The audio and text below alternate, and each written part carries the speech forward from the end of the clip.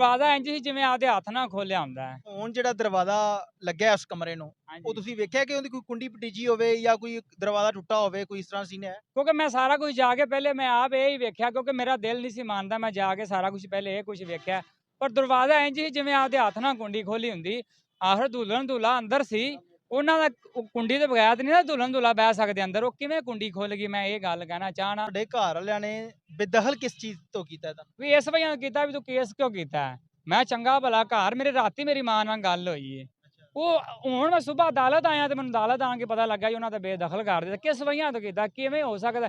ਕਿਉਂ ਮੈਂ ਆਪਦੀ ਭੈਣ ਦਾ ਇਨਸਾਫ ਲੈਣਾ ਚਾਹਣਾ, ਭਣਵਈਏ ਦਾ ਇਨਸਾਫ ਲੈਣਾ ਚਾਹਣਾ, ਇਸ ਵਾਸਤੇ ਬੇਦਖਲ ਕੀਤਾ ਮੈਨੂੰ। ਤੇ ਗੱਲ ਕੀ ਕਦੇ ਮੈਂ ਆਪ ਵੇਖਿਆ, ਅਸੀਂ ਜਨਾਜ਼ਾ ਲੈ ਕੇ ਜਾ ਰਹੇ ਹਾਂ, ਸਭ ਤੋਂ ਪਿੱਛੇ ਸੀਟਾਂ ਪੀ ਕੇ ਜਾ ਰਿਹਾ, ਚੁਕਟੀਆਂ ਮਾਰ ਰਿਹਾ, ਲਹਿੰਦੀ ਲਾ ਰਿਹਾ ਤੇ ਸੀਟਾਂ ਪੀ ਰਿਹਾ, ਪਿਓ ਦਾ ਤੁੱਕ ਬੰਦਾ। ਉਹਦੇ ਵਾਸਤੇ ਇੰਜ ਹੀ ਜਿਵੇਂ ਖੁਸ਼ੀ ਦਾ ਮੌਕਾ ਹੈ। ਉਹਦੇ ਮੈਂ ਉਹਦੀ ਅੱਖ 'ਚ ਅਥਰੂ ਨਹੀਂ ਵੇਖਿਆ ਇੱਕ ਵੀ। ਸੱਕੇ ਪਿਓ ਦੀ ਅੱਖ 'ਚ ਅਥਰੂ नहीं मैं वेख्या। 6 ਭੈਣਾਂ ਦੇ ਇੱਕ ਭਾਈ। हाँ जी, 6 भैनों एक भरा सी। अस्सलाम वालेकुम नाज़रीन, लाहौर 42 के साथ मैं हूं आपका मेज़बान उमैर अली। नाज़रीन, इस वक्त मैं कसूर के अंदर मौजूद हूं। चंद रोज़ कबल हम लोगों ने एक प्रोग्राम किया था जिसमें शादी की पहली रात दुल्हा और दुल्हन दोनों की मौत वाक़या हो जाती है। आज उनकी कब्र कुशाई की डेट मिलनी थी, लेकिन इसमें एक नया मोड़ आ गया इस केस के अंदर। एक तो जो दुल्हन का भाई था जिसने आवाज़ उठाई, उसके घर वालों ने उसको बेदखल कर दिया है कि यानी कि ये हमारा बेटा ही नहीं है। और उसके अलावा बहुत सारी ऐसी चीज़ें सामने आई हैं कि जिस दिन उनकी मौत वाक़या हुई है, जनरेटर तो कमरे में था ही नहीं। दूसरी बात यह है कि जो दरवाज़ा लगा था उसकी कुंडी नहीं लगी थी, जो दरवाज़ा अंदर से लॉक ही नहीं था, क्योंकि वो दरवाज़ा पुराने ज़माने का था, क्योंकि उसको तोड़ा नहीं जा सकता था। वो किस तरह से ओपन हो गया। और उसके अलावा उसमें तीसरी चीज़ जो सामने आई है वो ये है कि उनका जो दूध था उसको, जो बेड था उसके नीचे गिरा दिया गया और उसके घर वालों ने गिराया है। मज़ीद मेरे साथ शहजादी का भाई मौजूद है, इससे बात करते हैं और उससे जानते हैं कि क्या हक़ाइक़ हैं और अब क्या चीज़ें सामने आई हैं। अस्सलाम वालेकुम। वालेकुम सलाम। इमरान भाई, मुझे ये बताइएगा कि क्या हुआ है अब? ज़ाहिर सी बात है, आप लोगों को कब्र कुशाई की तारीख मिलनी थी, तो क्या हुआ है अब? किस तरह से आपको घर वाले जो हैं उन्होंने बेदखल किया आपको? और जो दूध की बात कर रहे थे कि उसको बेड के नीचे गिराया गया, वो उसकी क्या हकीकत है? क्योंकि ਅਸੀਂ ਤਾਂ ਅਦਾਲਤ ਆਏ ਅੱਜ ਸਾਨੂੰ ਪਤਾ ਸੀ, ਅੱਜ ਸਾਨੂੰ ਤਰੀਕ ਮਿਲ ਜਾਣਾ ਟਾਈਮ ਵੀ ਫਲਾਣੇ ਦਿਨ ਤੁਹਾਨੂੰ ਕਬਰ ਕਸ਼ਾਈ ਹੋਵੇਗੀ। ਅੱਜ ਵਕੀਲ ਸਾਡਾ ਗਿਆ, ਅਸੀਂ ਵੀ ਨਾਲ ਗਏ, ਪੂਰਾ ਪਿੰਡ ਸਾਡੇ ਨਾਲ ਗਿਆ ਤੇ ਉਹਨਾਂ ਕਿਹਾ ਜੀ ਅਸੀਂ ਇਹਨੂੰ ਬੇਦਖਲ ਕਰ ਦਿੱਤਾ ਜੀ 5ਵੇਂ ਮਹੀਨੇ ਦਾ, ਇਹ ਸਾਡਾ ਪੁੱਤਰ ਨਹੀਂ ਦਾ। ਉਹ ਫਿਰ ਜੱਜ ਨੇ ਸਾਨੂੰ ਅੱਗੋਂ ਤਰੀਕ ਦੇ ਦਿੱਤੀ ਹੈ 5। ਕਿਹੜੀ ਤਾਰੀਖ ਦੀ? 5। ਅੱਛਾ, ਮੈਨੂੰ ਦੱਸੋ ਕਿ ਅਹਿਲੇ ਇਲਾਕਾ ਜਿਹੜੇ ਤੁਹਾਡੇ ਪਿੰਡ ਦੇ ਲੋਕ ਨੇ ਉਹ ਕਹਿ ਰਹੇ ਨੇ ਕਿ ਜਨਰੇਟਰ ਦੇ ਕਮਰੇ 'ਚ ਹੈਗਾ ਹੀ ਨਹੀਂ ਸੀ, ਕੀ ਹਕੀਕਤ ਹੈ? ਮੈਂ ਵੀ ਸੁਬਾਹ ਗਿਆ ਨਾ, ਕਿਉਂਕਿ ਅਸੀਂ ਹੁਣ ਕੁੜੀ ਵਾਲੇ ਘਰ ਦੇ ਆਂ, ਦੀ ਭੈਣ ਘਰ ਨਹੀਂ ਰਹਿ ਸਕਦੇ। ਮੈਂ ਸੁਬਾਹ ਗਿਆ ਤੇ ਵੇਖਿਆ ਤੇ ਜਨਰੇਟਰ ਬਾਹਰ ਦਰਵਾਜ਼ੇ 'ਚ ਪਿਆ ਸੀ। ਬਰਾਂਡਾ ਅੱਗੇ ਬਰਾਂਡਾ ਹੈ, ਬਹੁਤ ਵੱਡਾ ਬਰਾਂਡਾ ਹੈ। ਉਹਨੇ ਕਮਰੇ 'ਚ ਲਿਜਾ ਕੇ ਕੀ ਕਰਨਾ, ਬਰਾਂਡੇ 'ਚ ਰੱਖ ਸਕਦਾ ਸੀ। ਬਰਾਂਡੇ ਦੇ ਵਿੱਚ ਪਿਆ ਸੀ ਜਨਰੇਟਰ। ਅਗਰ ਬਾਰਿਸ਼ ਆਂਦੀ ਜਾਂ ਮੌਸਮ ਖਰਾਬ ਵੀ ਸੀ ਤੇ ਜਨਰੇਟਰ ਉਹਨਾਂ ਨੇ ਕਮਰੇ 'ਚ ਰੱਖਣ ਦੀ ਬਜਾਏ ਉਹਨੂੰ ਬਰਾਂਡੇ 'ਚ ਰੱਖਦੇ। ਹਾਂਜੀ, ਉਹਨੂੰ ਬਰਾਂਡੇ 'ਚ ਰੱਖਦੇ, ਕਮਰੇ 'ਚ ਲਗਾਇਆ। ਉਹਦੀ ਅਕਲ ਮਾਰੀ ਗਈ ਸੀ, ਬਰਾਂਡੇ ਕਮਰੇ 'ਚ ਰੱਖੇ। कौन से लोग हैं जो कह रहे हैं कि दूध जो था वो बेड के नीचे गिरा दें या दरवाज़ा बंद कर दें, अंदर पड़ा हुआ है, उसकी क्या हकीकत? ਕਿਉਂਕਿ ਉਹ ਮੇਰੇ ਉੱਥੇ ਪਹੁੰਚਣ ਤੋਂ ਪਹਿਲੇ ਦਾ ਵਾਕਿਆ ਹੈਗਾ, ਮੈਂ ਨਹੀਂ ਵੇਖਿਆ।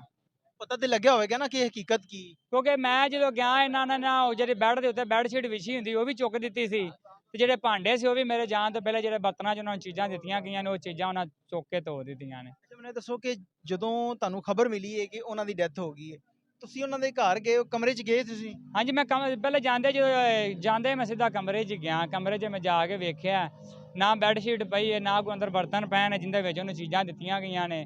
ਉਵੇਂ ਹੀ ਸਾਰਾ ਕੁਝ ਉਹਨਾਂ ਚੁੱਕ ਕੇ ਸਮੇਟਿਆ ਜਿਵੇਂ ਇੱਥੇ ਕੁਝ ਹੋਇਆ ਹੀ ਨਹੀਂ ਦਾ।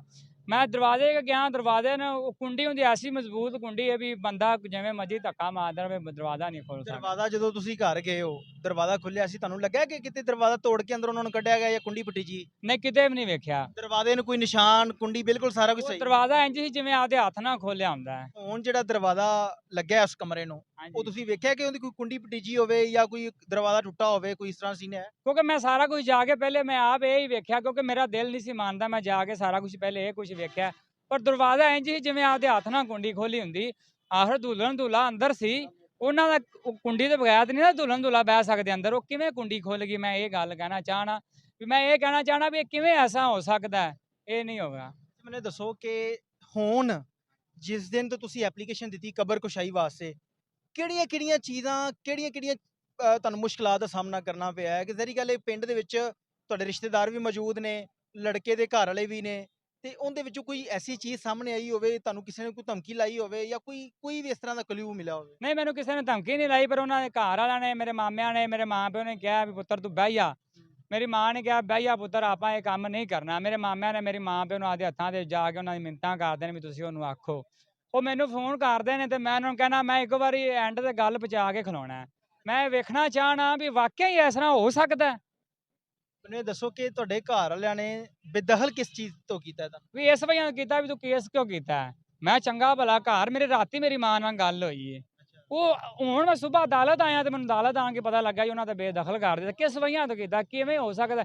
ਕਿਉਂ ਮੈਂ ਆਪਦੀ ਭੈਣ ਦਾ ਇਨਸਾਫ ਲੈਣਾ ਚਾਹਣਾ, ਭਣਵਈਏ ਦਾ ਇਨਸਾਫ ਲੈਣਾ ਚਾਹਣਾ, ਇਸ ਵਾਸਤੇ ਬੇਦਖਲ ਕੀਤਾ ਮੈਨੂੰ। ਤੁਹਾਨੂੰ ਇਹ ਲੱਗਦਾ ਹੈ ਕਿ ਉਹਨਾਂ ਨੂੰ ਮਾਰਿਆ ਗਿਆ, ਪ੍ਰੀ ਪਲਾਨ ਮਾਰਿਆ ਗਿਆ? ਪੂਰੇ ਪਲਾਨ ਨਾਲ ਇੱਕ ਜੀ ਨਹੀਂ ਤੇ ਪੂਰੀ ਗੈਂਗ ਇਹਨਾਂ ਦੀ ਗੈਂਗ ਰਲ ਕੇ ਇੱਕ ਜੀ ਦਾ ਇੰਨਾ ਹੌਸਲਾ ਹੀ ਨਹੀਂ ਹੋ ਸਕਦਾ ਵੀ ਇਹ ਕੰਮ ਕਰੇ। ਸੋ ਕਿ ਤੁਹਾਡੇ ਜਿਹੜੇ ਅਹਲੇ ਮਹੱਲਾ ਲੋਕ ਨੇ ਉਹਨਾਂ ਦੇ ਵੀ ਕਹਿਣਾ ਹੈ ਕਿ ਅਗਰ ਕਿਸੇ ਵਾਲਦ ਦੇ ਜਵਾਨ ਬੇਟੇ ਦੀ ਡੈਥ ਹੋ ਜਾਏ, ਉਹ ਵੀ 6 ਭੈਣਾਂ ਦੇ ਇੱਕ ਭਾਈ ਹੋਵੇ, ਉਹਨੂੰ ਤੇ ਪਾਣੀ ਨਹੀਂ ਲੰਘਦਾ ਤੇ ਉਹ ਬੰਦਾ ਸਿਗਰਟ ਪੀ ਰਿਹਾ ਸੀ, ਜਿਹੜਾ ਨਾ ਉਹ ਚਿਕਨ ਵਗੈਰਾ ਖਾ ਰਿਹਾ ਸੀ, ਇਹ ਕੀ ਹਕੀਕਤ ਹੈ? ਨਹੀਂ ਇਹ ਤਾਂ ਗੱਲ ਹਕੀਕਤ ਹੈ। ਮੈਂ ਆਪ ਵੇਖਿਆ, ਅਸੀਂ ਜਨਾਜ਼ਾ ਲੈ ਕੇ ਜਾ ਰਹੇ ਹਾਂ ਤਾਂ ਸਭ ਤੋਂ ਪਿੱਛੇ ਸਿਗਰਟਾਂ ਪੀ ਕੇ ਜਾ ਰਿਹਾ, ਚੁਕਟੀਆਂ ਮਾਰ ਰਿਹਾ ਹੈ, ਲਹਿੰਦੀ ਲਾ ਰਿਹਾ ਤਾਂ ਸਿਗਰਟਾਂ ਪੀ ਰਿਹਾ ਹੈ, ਪਿਓ ਦਾ ਤੁੱਕ ਬੰਦਾ ਹੈ। ਚਿਹਰੇ ਦੇ ਕੀ ਤਾਸਰਾਤ ਸੀ ਜਦੋਂ ਤੁਸੀਂ ਉਹਦੇ ਵਾਸਤੇ ਇੰਜ ਹੀ ਜਿਵੇਂ ਖੁਸ਼ੀ ਦਾ ਮੌਕਾ ਹੈ। ਮੈਂ ਉਹਦੀ ਅੱਖ 'ਚ ਅਥਰੂ ਨਹੀਂ ਵੇਖਿਆ ਇੱਕ ਵੀ, ਸੱਕੇ ਪਿਓ ਦੀ ਅੱਖ 'ਚ ਅਥਰੂ ਨਹੀਂ ਮੈਂ ਵੇਖਿਆ। 6 ਭੈਣਾਂ ਦੇ ਇੱਕ ਭਾਈ ਸੀ। ਹਾਂਜੀ 6 ਭੈਣਾਂ ਦੇ ਇੱਕ ਭਰਾ ਸੀ। ਸਭ ਤੋਂ ਜ਼ਿਆਦਾ ਮੇਰਾ ਉਹਦੇ ਐਕਸ਼ਨ ਵੀ ਉਹਨੇ ਕਿਉਂ ਨਹੀਂ ਰੋਇਆ? ਇੱਕ ਪੁੱਤਰ ਉਹਨੇ ਬੜੀਆਂ ਮੰਨਤਾਂ ਨਾਲ ਲਿਆ ਸੀ ਤੇ ਉਹਨੇ ਪਿਓ ਦੀ ਅੱਖ 'ਚ ਅਥਰੂ ਨਹੀਂ ਮੈਂ ਵੇਖਿਆ। ਅੱਛਾ, ਮੈਨੂੰ ਇਮਰਾਨ ਭਾਈ ਹੈ ਦੱਸੋ ਕਿ ਹੁਣ ਤੁਸੀਂ ਕੀ ਕਹਿਣਾ ਚਾਹੁੰਦੇ ਹੋ? ਆਪਣੇ ਇਨਸਾਫ ਵਾਸਤੇ ਕੀ ਕਰਨਾ ਚਾਹੁੰਦੇ ਹੋ? ਮੈਂ ਇਹ ਕਹਿਣਾ ਚਾਹਣਾ ਵੀ ਅਦਾਲਤਾਂ ਨੂੰ ਵੀ, ਹਕੂਮਤ ਨੂੰ ਵੀ ਇਹ ਕਹਿਣਾ ਚਾਹਣਾ ਵੀ ਸਾਨੂੰ ਹੁਣ 5 ਤਰੀਕ ਤੋਂ ਅੱਗੇ ਤਰੀਕ ਨਾ ਮਿਲੇ। ਜੇ ਅੱਗੋਂ ਤਰੀਕ ਮਿਲੀ ਤਾਂ ਅਸੀਂ ਇੱਥੇ ਇhtਜਾਜ ਕਰਾਂ ਤੇ ਸੜਕਾਂ ਬਲਾ ਕਰ ਦਿਆਂਗੇ। नाज़रीन, आपने जो शहजादी का भाई इमरान था उसकी बात सुनी। उसका ये कहना है कि एक बेटा हो किसी बाप का, 6 बहनों का एक भाई हो, तो क्या उसकी डेथ हो जाए तो उसके वालिद के ऊपर क़यामत नहीं गुजरेगी? उसके वालिद को पानी का एक जो घूंट है वो गले के अंदर उतरेगा। इनका कहना है कि जब उसकी डेथ हुई, उसको लेके जा रहे थे जनाजे के लिए, तो वो बंदा सिगरेट पी रहा था, सुकून से जो है ना इंजॉय कर रहा था। उसको कोई ज़रा सा भी फील नहीं हुआ कि उसका एक बेटा इस दुनिया से चला गया है। और इनका कहना है कि जनरेटर जो था वो तो कमरे के बाहर पड़ा था। अगर उन्होंने जनरेटर रखना था तो कमरे के बाहर बरामदा था, वहाँ पे रख सकते थे। जब उनको कमरे से बाहर निकाला गया तो कमरे के अंदर दूध जो पड़ा था उसको बेड के नीचे गिरा दिया गया। तो ये सारी चीज़ों को देखते हुए यही नज़र आता है कि उनकी जो मौत है वो प्री प्लान की गई है। उनकी मौत किसी जनरेटर के धुएं से नहीं हुई। इनके गांव के लोग ये भी कहते हैं कि अगर आप लोगों को लगता है कि जनरेटर से उनकी मौत हुई है तो हमें कमरे के अंदर बंद कर दें। मैं दिल का मरीज़ हूँ, उसको कमरे के अंदर बंद कर दें, सारा दिन जनरेटर चलाएं, पता चल जाएगा कि उसकी मौत। वो कहता है अगर मैं लिख के देता हूँ मेरी मौत अगर हो गई तो उसका जिम्मेदार कोई नहीं होगा।